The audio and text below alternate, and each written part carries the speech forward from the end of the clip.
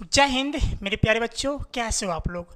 दोस्तों आज हम करने वाले हैं क्लास 10 का मैथ है प्रश्नावली 6.2 का क्वेश्चन नंबर 5 को सॉल्व।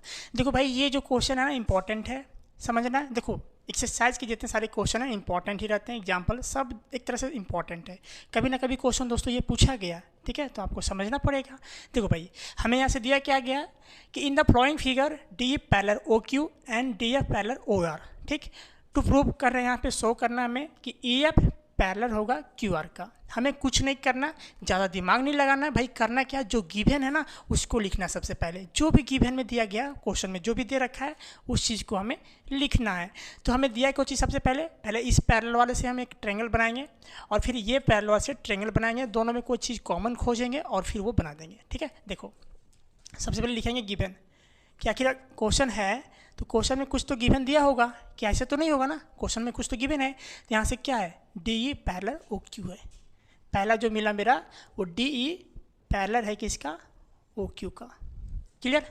अब हमें ज़्यादा दिमाग नहीं लगाना, अब हमको ज़्यादा दिमाग नहीं लगाना, बस खोजना है कि डी ई है कहाँ और ओ क्यू है कहाँ। ठीक है, खोजो इसमें। देखो डी ई है कहाँ भाई, तो देखो यहाँ पे डी ई यहाँ पे है ना, डी ई। और ओ क्यू कहाँ भाई, तो ओ क्यू यहाँ पे है। क्लियर, ध्यान समझिएगा। ये डी इधर से आ रहा है, देखो डी ई और इधर से ओ क्यू। ठीक है, इधर से डी आ रहा था, इधर से क्या आ रहा है, ओ क्यू। ट्रायंगल कौन दिख रहा है यहाँ से हमको, ये डी ई और ओ क्यू में दो लाइन पैरेलल हो गई। ठीक है, तो यहाँ से ट्रायंगल कौन दिख रहा है, यहाँ से देखो इधर दिख रहा है पी ओ क्यू, दिख रहा है, ये ट्रायंगल दिख रहा है हमको, क्योंकि इसमें ये ई वाला आ रहा था, ई वाला पैरेलल है इसका। दोनों आपस में कोई क्रॉस होगा, तिरछा भाग रहा है, ये भी तिरछा भाग रहा है, दोनों आपस में कभी क्रॉस नहीं होगा, यानी डी ई पैरेलल है ओ क्यू का। तो ट्रायंगल कौन बन रहा है, यहाँ से पी ओ क्यू बन रहा है। समझ में आया। ट्रायंगल खोजने में दिक्कत हुआ नहीं होना चाहिए मेरे हिसाब से, क्योंकि भाई देखो यहाँ से डी ई दिया है और पैरेलल ओ क्यू दिया है, तो इसका बाहरी भाग लेंगे तो ओ क्यू हो गया, और इधर से मिलाएंगे डी ई, तो इस लाइन पे भी आ रहा है और इस लाइन पर भी आ रहा है। ठीक है, तो ट्रायंगल क्या बन जाएगा, पी ओ और क्यू बन जाएगा। क्लियर।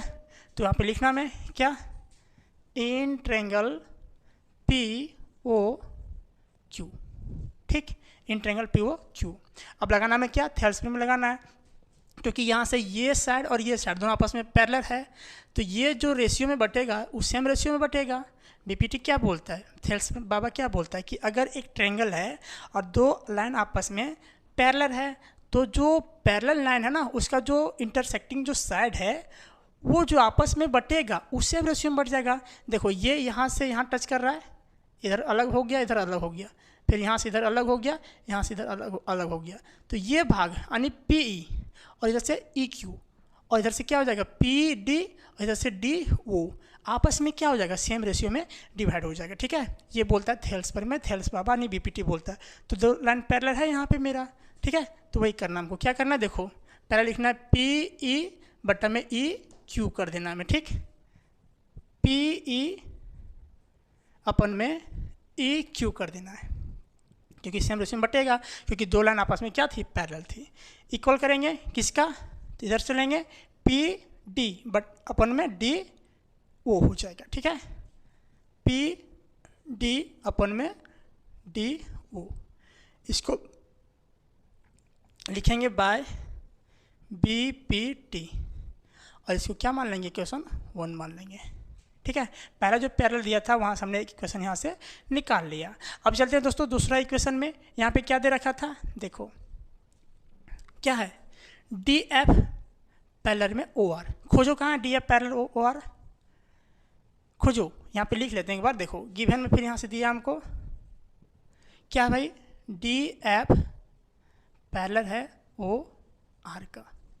खोजो डी एफ कहाँ है, डी एफ हमको चाहिए ना, तो डी एफ यहाँ पे है और ओ आर कहाँ, ओ आर यहाँ पे, जस्ट इसका अपोजिट कर दिया। ठीक है, डी एफ ये वाला और ओ आर ये वाला, ये दोनों आपस में मिलाने में पैरेलल है, तो इसका बाहरी भाग ये हो गया, और ये कहाँ कहाँ टच कर रहा है, इस साइड पर भी टच कर रहा है और इस साइड पर टच कर रहा है, तो यहाँ से इधर अलग बांट दिया, यहाँ से इसको अलग बांट दिया, और ये यहाँ से इधर अलग कर दिया इसको, यहाँ से इसको अलग कर दिया, तो ये दो लाइन आपस में पैरेलल है, तो ये जो बटेगा वो सेम रेशियो में बट जाएगा। किसके माध्यम से, बीपीटी के माध्यम से। ठीक है, तो ट्रायंगल क्या बन रहा है यहाँ से देखो, तो बताओ, अभी बन रहा था पी ओ क्यू बन रहा था, अब क्या हो जाएगा, पी ओ आर हो जाएगा, क्योंकि ये वाला आ रहा है और ये वाला आ रहा है, तो इससे ट्रायंगल ये वाला बन रहा है।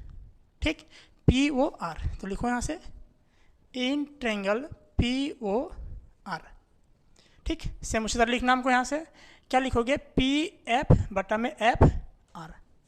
ठीक, देखो पी एफ, ये बाहर साइड वाला आपस में सेम रेशियो में बटेगा, पी एफ बटा में एफ आर इक्वल होगा किसका, इसको, इसका होगा, यानी पी डी अपॉन में डी वो हो जाएगा, पी डी अपॉन में डी वो हो जाएगा। ये भी किसके माध्यम से किए हैं, तो बाय बी पी टी के माध्यम से किए हैं। इसको इक्वेशन 2 मान लेते हैं। ठीक है, समझ में आया। अब देखो यहाँ से दोनों ट्रायंगल में ये जो साइड निकला वो दोनों इक्वल हो गया। देखो यहाँ तो पी ओ क्यू में पी डी बट्टा डी ओ यानी P D upon D O आ गया, और पी ओ आर में इसमें भी क्या आ गया, P D upon D O आ गया। तो जब राइट साइड इक्वल हो गया तो लेफ्ट साइड क्या हो जाएगा, ये भी इक्वल हो जाएगा। ठीक है, तो हम क्या लिखेंगे यहाँ से, फ्रॉम, देखो फ्रॉम इक्वेशन 1 एंड 2। ठीक है, हम प्रूव करने क्या बोला था, समझ में आया। देखो ये प्रूव करने बोला था कि ये दोनों जो है साइड आपस में पैरेलल होगा। कौन कौन, A F parallel Q R. चलो इसके ऊपर आते हैं अभी हम। यहाँ तक समझ में आया ना, दो चीज़ निकल गया, और जब राइट साइड इक्वल हो गया तो लेफ्ट साइड भी क्या हो जाएगा, इक्वल हो जाएगा। तो ये जो दो साइड बचा ना उसको आपस में क्या करेंगे, इक्वल कर देंगे, यानी पी ई अपॉन में ई क्यू हो जाएगा। ठीक, इक्वल हो जाएगा किसका, तो पी एफ अपॉन में एफ आर का। ठीक, यहाँ से समझ में आया।